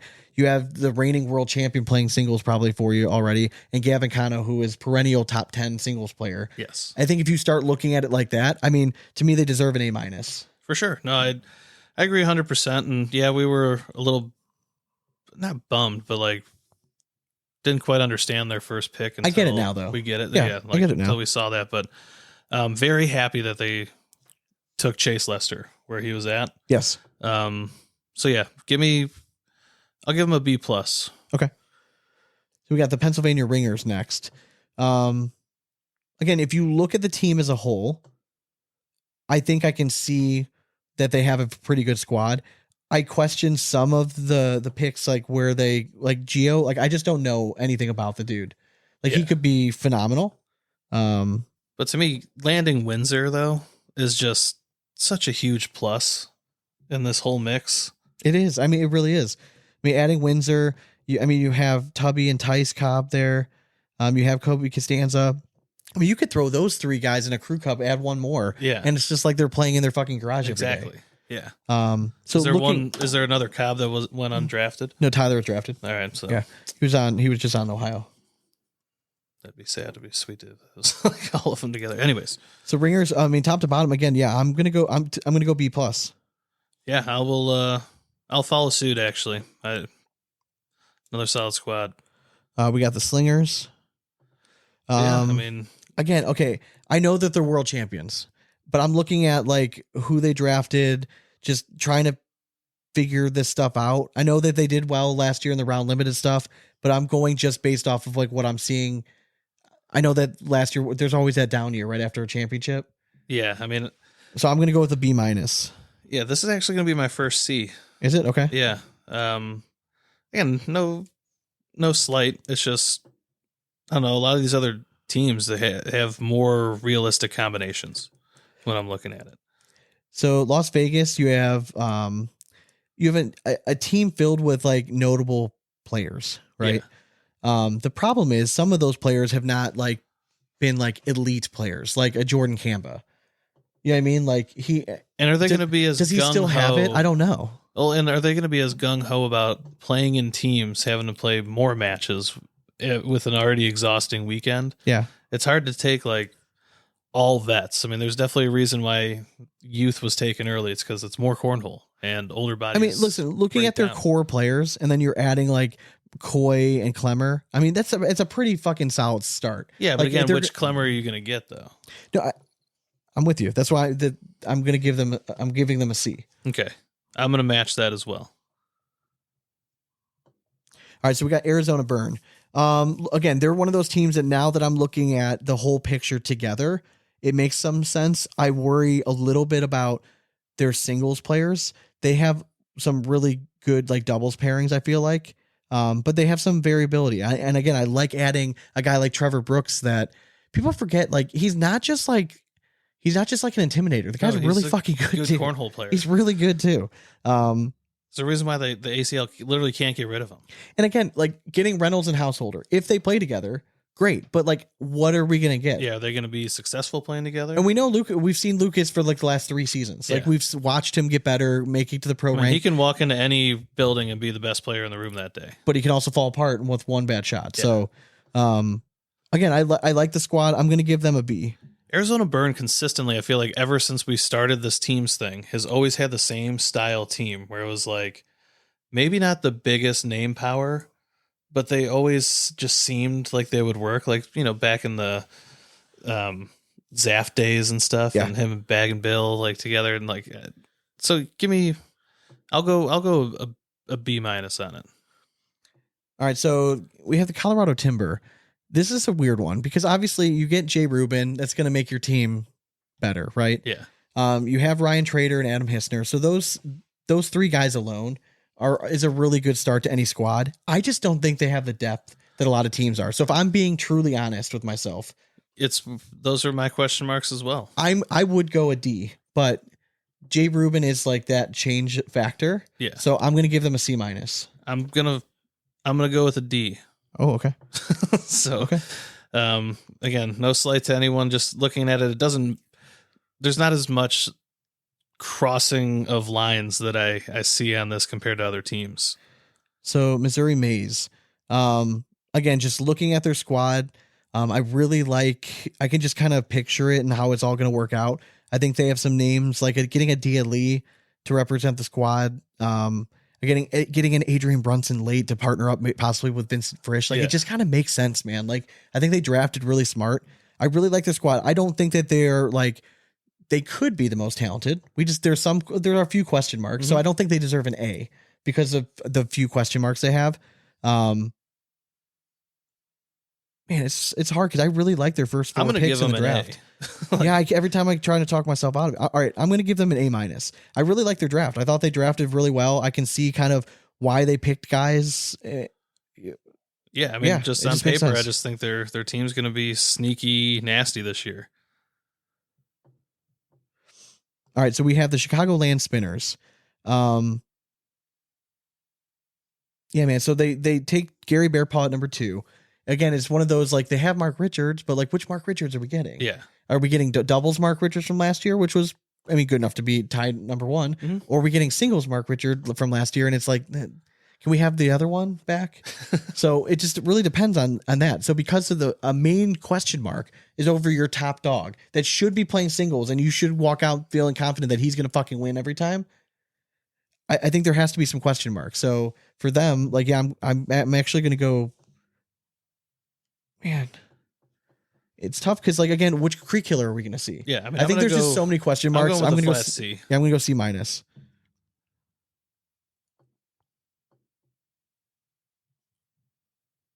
Yeah. And then next up, we have the not so crusty Colonels now. A lot of questions here. A lot of questions. Went real young right off the rip, but got some nice pieces there. Really smart taking Rosie Streaker to pair with Sam Finley. But overall, this squad, like, I don't know. I'm gonna have to just give them. I'll give them a C+ because if it works out, then they were the smart ones. That's why I gave him B-. Like I agree. I'm like right along there. Yeah. I'm excited for it though. Exactly. I respect people saying, "Hey, we're trying something new, and we're gonna roll with this plan." I respect it, so I'm hoping it works out. So I'm gonna go B-. Yeah. The last team we got the Texas Bully Baggers. Again, I really like their squad. I think they drafted really well. I think that just getting Quinn Reeves and getting a guy like Jeremiah Hector, Deb Odom and Linda Peralta, like they're both very talented female players. You could put them in Crew Cup. You could have those two throwing tandem. Well, there's a lot of pride in that team too. Yes. Being on a Texas team. So I think that means something to them. Yeah. And again, like if Caleb Batson of old, like this team is just that much better. Yeah. Because then you just throw out Batson and Sims and they're going to be your singles guys. Let Grindersleeve and Dylan do what they're going to do in doubles. You know what I mean? Like there's some variability and I like the talent here. I really like how they started with their first 4 picks. It kind of makes sense to me. Yeah, I'm going to go B+. Yeah, I'll give them an A-. I like it because, again, those question marks, if they go in the direction where it's toward what they once were, then it can be a really nasty team. So my biggest thing this week has been, and we started looking at, we were trying to do research on who got drafted where. Like, Yeah. what, is there any info on trades? Did any a one update like Michigan Marauders? And we started scrolling through, and like half of the fucking teams pages, nothing had been updated since 2023, not 2024. I mean, there are a few that like were updated in like May, June of 2024. Yeah. Still a long time ago. But most of these guys were like October 2023. Some of them had their original logos on there for profile picture and then one post, and that was it.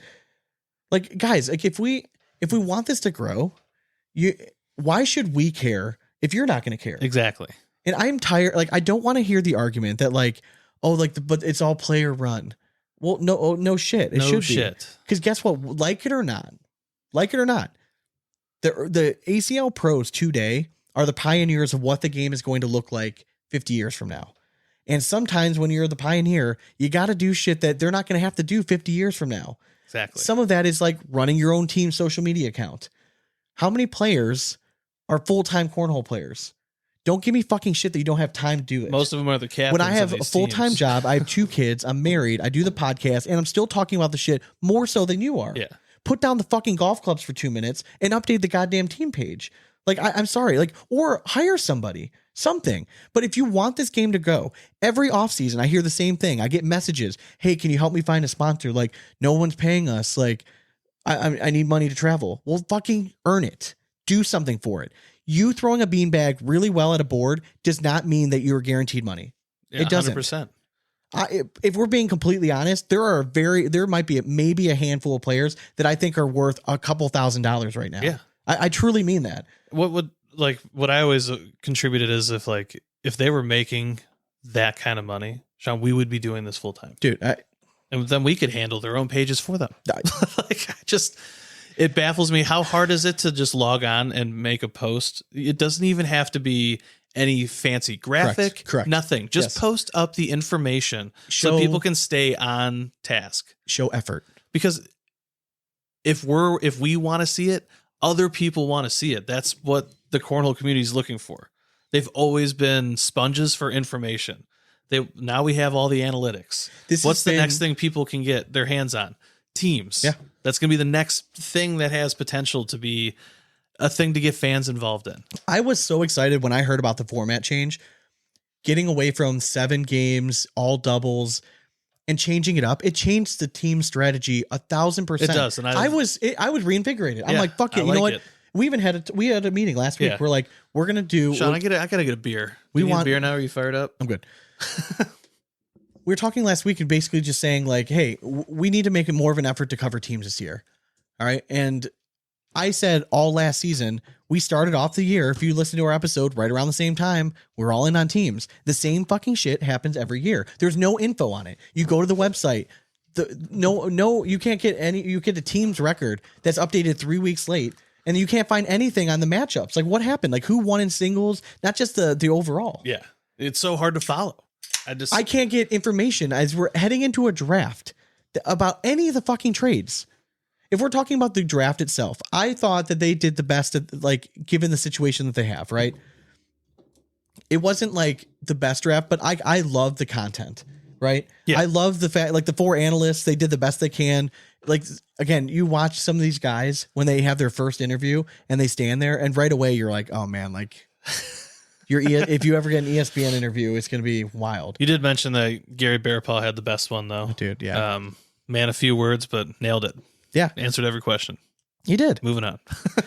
So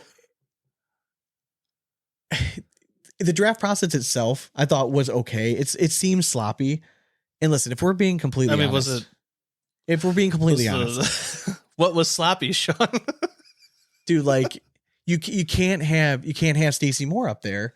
Like I'm just sorry. Like you got to look more professional than that. You have to.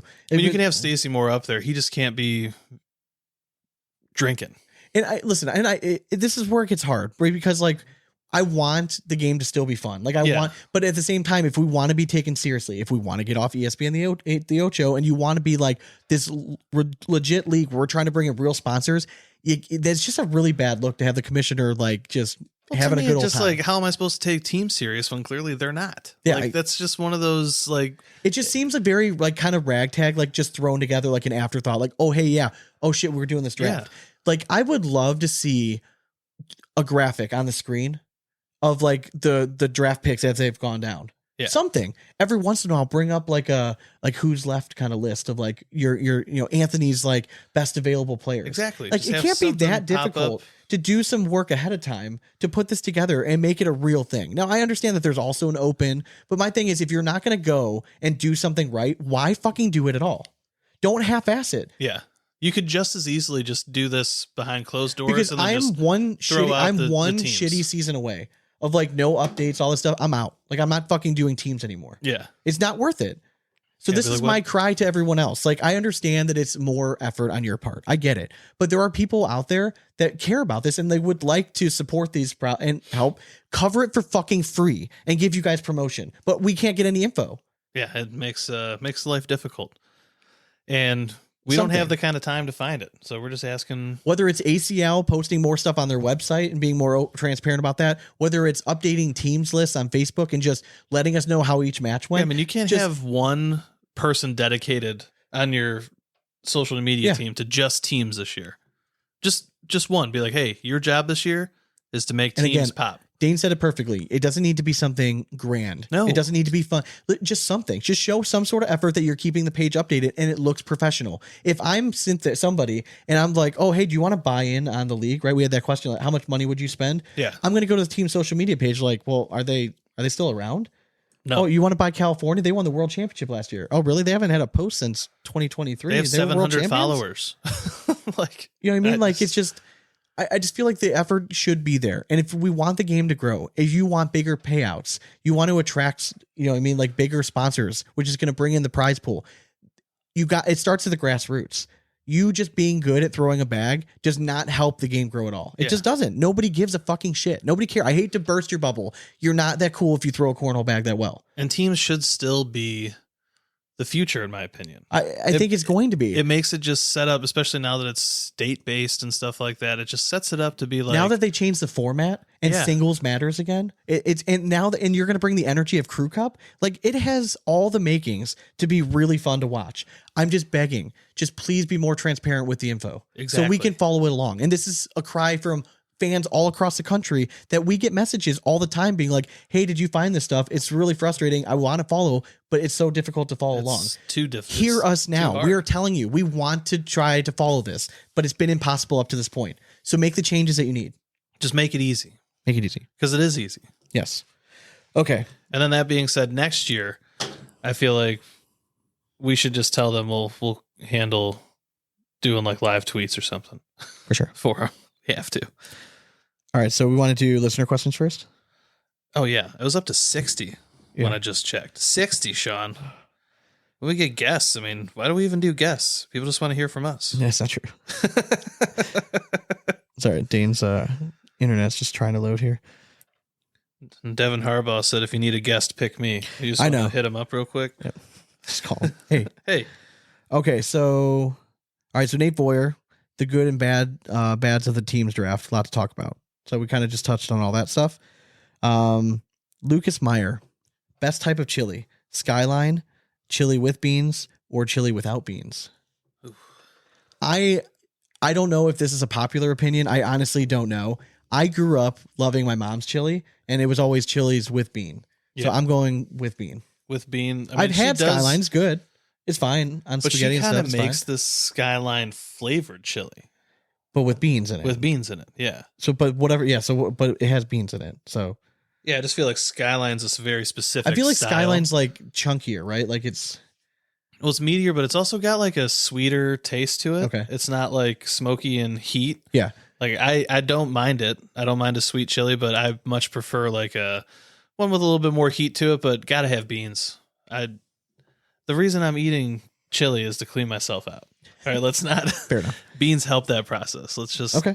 hasten it. So is it Texas that does no beans? Is that like the I mean, I think chili? true chili has no beans in it. I think Is that it really that's what I'm does. saying? Is that like, because I know it's regional? Yeah. Is that the Texas way? I think that's the So I Texas didn't mean to way, insult any of our Again, people like- down there, but If we just call it chili, whatever you want to call it, bean soup with beef. I don't know. first of all, Like, if just- you gave me chili with no beans, I'm not going to say like, oh no. Yeah. Like, Oh, you know what I mean? gross. Where's Yeah, the beans? I don't give a shit. Give me a hot dog. I'll throw it in there. Cornhole cobbler, shout out. Yes. So Harbaugh wins the $15,000 Paradise Grill, and then he goes on to win Open number 1. Is this the year we've been waiting for from him? We've seen this before, though, from him. Yeah, I mean, I hope so. Didn't he win Spencer's last year and some Yeah. other stuff? And Yeah, I hope so. I mean, again, I'm a Devin Harbaugh fan. I want to see it win. It's at that point now. Like, I just want to see it first. That's all. And I think it's just a testament to the field in general. Yeah. All right. So Reggie Reich wants to know hybrids or driving irons. What do you call it? Oh, I call them hybrids. Yeah. Yeah. I'm That's just the time that I grew up cannot. with. So I'm so frustrated with. So I have one hybrid in my bag. It's 4, Mhm. and I'm so pissed that I didn't just pay the little bit extra and get a 4 iron. Yeah. Because like I do not hit that thing consistently enough. If I hit it well, it's fine. I just don't know where the fuck it's gonna go. Sometimes I pull it. Sometimes I push it. Rarely do I hit that thing Yeah. well. Like I'm better off just hitting driver off the deck like 3/4 than I am hitting. I don't know what it is. It's a mental block, but it's bad. It's And real again, bad. just come to the dark side, man. Just accept the ease of a hybrid, right? You don't have to overswing it. Let the club do this. So Rich Norman posted a very good one. I'm interested to hear your answer. You know, I just saw this one too. Is Reese's a candy bar? First off, it's Reese's. Reese's. Okay. And secondly, it's in the candy bar genre, much Okay. like a hot dog is a sandwich, but it's not technically a candy bar. Yes, I would But agree. it's in the family It's a candy. of candy that you find right alongside. Yes. You're not going to find Reese cups with like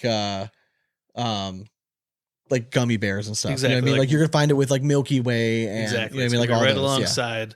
So to me, I would consider it, yes, a candy bar. You do Even though- consider a candy bar. again, because it's that higher level. It's where it's at in the chain. No, so so like at some point it does cross across candy bar.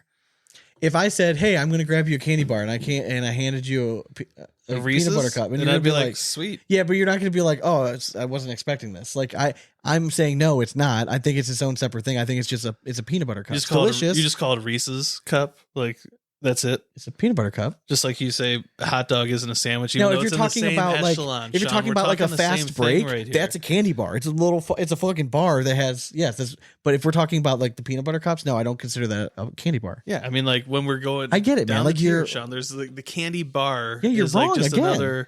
another spot, but like the candy bar section. People, please chime It's in in the there. comments. All All right? right. If you're watching on YouTube, Patreon, whatever you're doing, just those please that chime have a in. higher level of thinking understand Message us on this tier Facebook. that I'm talking about. So yes, hot dog is a sandwich. Reese's cup is technically in that candy bar. See, that's what family. you always have to throw. Like technically, it's like no, it's not technically. It's not Sean, a candy that's just bar. how it's how the world works. Okay. Thanks, Rich. Rich Norman wants to know, why do predictions repeatedly not include Alan Rawls and Chris Kingsbury? I would like to say in my top 10 rank, they were there, first of all. But yeah, I mean, they're just that forgotten team. They're team vanilla. Mhm. But like we've said before, sometimes vanilla just fucking smacks. Yeah. And that's exactly what you slap want. right. And it was slapping this last weekend. Yeah, for sure. Let's see. Tim Fulcor wants to know, he's curious if you've heard from directors whether early ACL regional participation is up, down, even. I think it's too early. Like the season just started. Yeah, we haven't even had our first. Yeah, regional next week yet, I'll so. give you. We can come back next week or 2 weeks from now and kind of let you know what the numbers were. Yeah. I'll be interested to see too. Mhm. How many foot files were called over the weekend? I heard one, I think. And there's no warnings, right? It's just immediate. It's Like immediate. Yeah. correct. They throw their little flag out, blow their whistle. Another shout out to Angel Rodriguez. Take a poll on the CEO not being allowed to be present at next year's draft, or will you start to the yearly booing like Roger Goodell gets? I think Stacy would love that. Actually, it would actually be really funny. Let's see. Doug Combs said you should have that Canadian guy on. I think Brandon Brown was busy. Early Stevie Award predictions. We're going to save that for a whole nother conversation before the first signature event. We'll definitely get into that. Chris Kingsbury has perhaps the question of all questions, and I'm very interested to hear your answer. Dane, Superbad or Step Brothers? This is tough because we love, God, and we've damn. used several of those quotes on this show. I know it is tough, man. 6 to Midnight still might be one of my favorite lines in the movie. I got a boner. Yeah. I mean, that's literally. I can play it right here. My eyes Where are you? are crying. Where is? Oh, here it is. I got a boner. Too good. Wow, wow. So, Oh man, it's just like two completely different times in my life, even though they weren't that far apart. Yeah. And all right, you have the two movies right here. You got to pick one to watch. Which one are you picking? I think I'm going Superbad. Are you really? Yeah. Okay. Yeah, I think I am. I'm gonna go Step Brothers just because it's like it's up there with one of my favorites of all time. But Superbad is definitely top 10 comedies for me. Superbad's that one movie that every time I watch it, like there's parts that I just for some reason never remember. Yeah, and it I get gets that. me every time. Yeah. Like when they're laying in their like little sleeping bag, it's like boop. Yeah. Like every time it gets me, and it's just don't get me wrong, it's a phenomenal movie, but Superbad is just like how many times I quote that movie on a daily basis. Yeah. It's bad for Step Brothers. Like I mean, it really is. And Step Brothers is just iconic too. It's just that came out like when I was in college. Like just you know what I feel like it is? I feel like Step Brothers is just always on. So I get I that would you're a little choose burned to out. I get that. choose to take Superbad. Superbad used to be on all the time. It did, but it sucks on TV. Like you can't watch it does. that. Yeah, it's got to get a glimpse of these warlocks. Let's make a move. Hell yeah! All right, let's see what else we got here. Let's see. Hey, you don't say that. Okay, I like this one. Corey Fredrickson wants to know: fuck, marry, kill, tacos, hot dogs, pizza. No, well, I'm gonna kill a hot dog. I'll fuck a taco and marry the pizza. Yeah, so I'm definitely going marrying pizza. It's just a safe route. You know exactly, what I mean? Like, right. It's always you've never again. A shitty pizza is still pizza. I feel like it would be off-brand for me to kill a hot dog, so I'm gonna fuck a hot dog. What can I say? I know you would. Clip that. Is it called docking at that point? Yeah, I mean, I feel like tacos it's tempting because like the versatility is there, but like, I mean, I guess a good summertime barbecue, like that first beer and you're on the grill, good little wiener in your mouth. I mean, like, I just figure like taco seems a little more like sexy, to fuck around with. All right, so Jocelyn wants to know: did BG buy all cornhole or all cornhole bought BG? I don't know officially. All right, the rumor on the street is that BG bought a significant portion, whether it was all of it or a significant portion of all cornhole. They're never going to come out and say 100% certainty this is what happened, but all the stars kind of aligning to that point, right? Yeah, I mean, you see Anthony Kissel sitting in the all cornhole tent every time. I got something going on. How about worthless rounders in every event that everyone was mad about? Yeah, so apparently like they're doing like these rounders that don't do anything for seeding. It's really just, hey, like you're paying money to come to an event. We want to give you at least a minimum amount of games. So you're going to play these rounders games. And they didn't do. So some people were like, fucking sweet, went 4-0 in rounders. And they're like, hey, guess what? You're Didn't still matter. a 64th seed. Yeah, it doesn't matter. Doesn't matter. Okay, so Ryan Burris said, I hope you heard about the draft and what went down at the coasters table. So we're starting to get into some of the drama. So buckle up, folks. Drama. So apparently, so we know at the draft that the Carolina Coasters traded to Michigan, Chad Hunt and Tommy, right? Along with Frank Modlin. Apparently, Tommy was not pleased. And apparently, like he ripped off his jersey and stormed away. And he came back later, little buzzed, we'll say it, and started motherfucking Jamie Graham to the point where he ended up getting like kicked out of the event. Not a great look, but like it shows that like you care a little bit. Hey, the man liked that team. Yeah. And you crapped on his heart. Listen, if I'm Tommy, I'm just using Guess this what? to be like, Coming guess back what, with a Michigan? Oh yeah, vengeance, yeah. Michigan, we're gonna dominate. If next time when we play Carolina, I want to play Jamie in singles. So that was the word on the street from there. Freddie Howard wants to know who will this year's 27 feet cornhole sponsored players be? It's called Team Big Asp. James Emery, after winning a set of boards as one of these new prizes valued at $500, is it even worth it to win again? Just to get another set of boards that nobody is paying $500 for. Cash makes more sense to me. I don't care what the payout is. I'll take whatever it is, whatever it breaks down to. The idea of a t-shirt and a love letter from a pro doesn't interest me personally. So, listen, I get that. If you're worried about winning like multiple events, you know what I mean? Like hats off to you. Like that wouldn't even cross my fucking mind that I was going to win 2 of these things. Like how often does that happen at open events where the same people are winning like the lower divisions? It doesn't. Like Right. hardly ever. But I see your question. Like I get what you're saying 100%. It might be valued at 500, but How about like, you? you're not How about gonna you make, win the second set of boards first? Yeah, correct. Yeah, so I get it. Like it goes down to, again, if you make tier 3, like it doesn't make sense for you to win money. Like why are we paying out even if it breaks down, why are you expecting to get money for taking first place, but it's really like 64th place? If you're in tier 3, or tier 2, you're there for fun. Like, yeah, maybe you'll have a day and like win it. Sweet. But at the end of the day, you're not there expecting to win if you're down in tier 2. Yeah, it's true. All right, so let's do. I think it's time now. It's a drama readings time. Dramatic reading time. Drama readings. In a world where beanbags have brought men to their knees, social media serves as sanctuary for keyboard warriors. Time for the dramatic readings.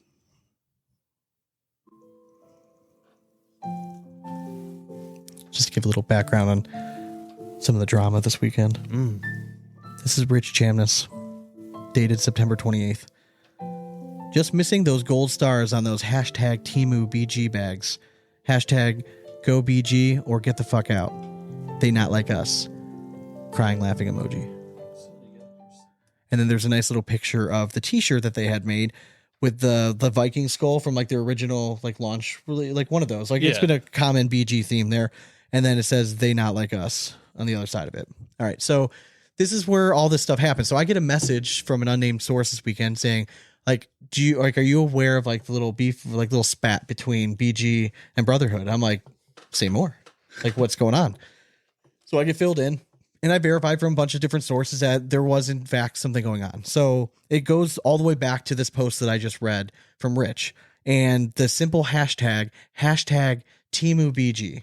Now, again, like, who are you alluding to right there? So apparently with the other one, just missing those gold stars, if you read between the lines, he's basically calling out Brotherhood Cornhole there, because Brotherhood Cornhole, they have a giant B as their logo on their bags, and they have 3 stars along the left-hand side of that B. BG has also been known for having a star in between the B and the G, right? It's kind of like been their new logo since Rich kind of took over, right? Brotherhood is a very young, upcoming group that I know that there were several. I know several Brotherhood throwers this year were throwing BG last year. So I think that there's some feelings mixed in there. And then apparently Rich did not like the pro design bags from Brotherhood. He thought that it was basically like kind of copying a little bit of the design off of the BG team bags with the name, like the pro name written on the logo, something along those lines. Right. Okay. So he had these shirts made, and at the open was basically giving them out. And then he took a team picture in front of like the BG and the Brotherhood tent. Kind of right there. So that was it. So, and then little subtle jabs, but Brotherhood they knew what the shirts meant. Yeah. They saw the post, the not Temu. So I'm excited. I love like petty drama bullshit like this. Like it makes it so much fun with it. So listen, it's not harming anybody. No. You're allowed to have a little rivalry. Listen, I am all for it. I am like, let's turn the pettiness level fucking up a few notches, please. Hell yeah. Like, I let's get some bad blood. I want some rivalries forming within the professional realm. I hope that we see some sort of response out of Brotherhood. Yes. Like just have some fun with it. Like, I think it would be very funny. What would be a retort that would be up to snuff in your opinion?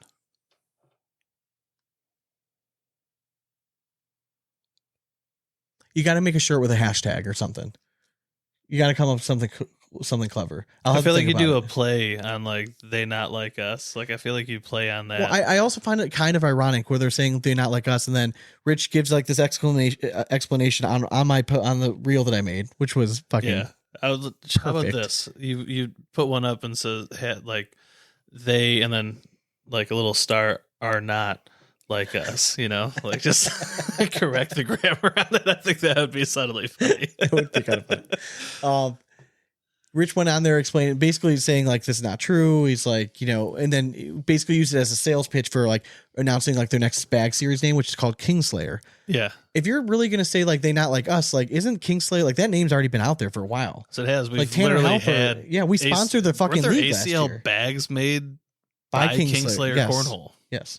It's I don't know. I mean, I guess there's only so many names out there. I'm not getting that hung up on it. But like, what are the materials you're using? Like, or like, what's the design going to be like? Just be more original. Come on now. I'm all for the pettiness. I loved it. I think that it's listen, as long as it doesn't get like unprofessional, like this is the kind of stuff that makes it fun behind the scenes. Hell yeah. Like we want a little build up. We want a little tension behind there. It's good stuff. Hell yeah. All right. Cue that rap horn, man. Is it time? You It didn't is. have another dramatic reading?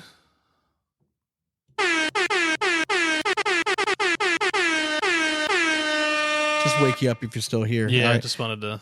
Reach us at Instagram, Twitter, TikTok, and YouTube at Big Ass Pornhole. And the last one that's left of that long list, Facebook at Big Ass Cornhole Podcast. Thanks again to our sponsor, Dragon Bags. If you're looking to up your game, head over to dragonbags.com and drop code BIGASS12 to save yourself 12%. If you are looking to support the show in any way, if you go to patreon.com/bigasscornhole, for the price of a beer a month, you can get bonus content like watching the video version of the podcast. If you're sick of just listening to it and you're like, God damn, these guys sound so good looking, you can find the video version over on Patreon.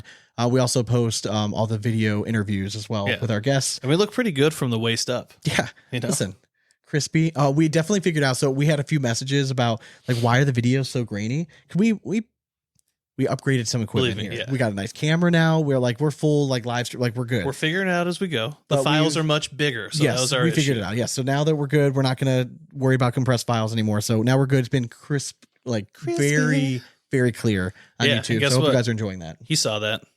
He did. Yep. And if you're not watching this on Patreon, you didn't know what Yeah, I we need pointed some at. fun stuff. Like if you're like part of a cornhole club and you have like little banners or like a t-shirt or something, we need some, like I want to start hanging up stuff. Yeah, just now subtly. that it's clear enough that you can actually see it, I want to start throwing up some funny stuff back there. Like, I mean, nobody ever has once mentioned, and it bothers the hell out of me. The cornhole calendar. No.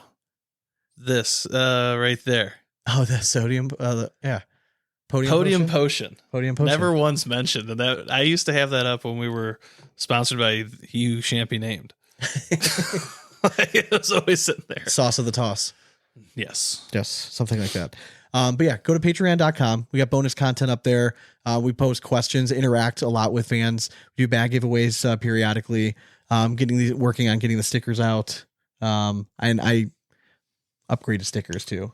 Ooh, was it? Big boy stickers. Ooh, big sticks. Yeah, so Nice. I keep forgetting to bring them over, but Yeah, because I anyways. need to put one on this guy.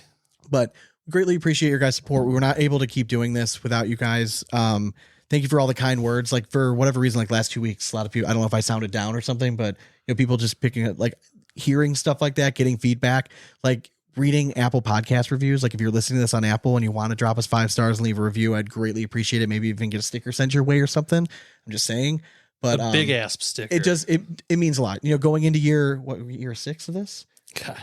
So going into year We're 6 so of this, old. I mean, like just knowing that people still enjoy the content and stuff means a lot. So if you want bonus content, go to patreon.com/bigasspornhole. If not, we're still going to have the podcast out weekly for free every week. Hell yeah. That's Hell what we yeah. do. So next week, we're going to be joined by ACL rookie Matt Wilson. I'm excited Nice. to have him on. The janitor is his nickname. Clean it up. Yeah, so we're going to have him on. We'll be talking about whatever pops up the rest of the week. Hell yeah. I Hell love yeah. it. All right, More folks. drama. Hope you guys enjoyed this week. And as always, we hope you throw it straight. And it's nothing but 4 baggers from here on out. Cornhole it. Later.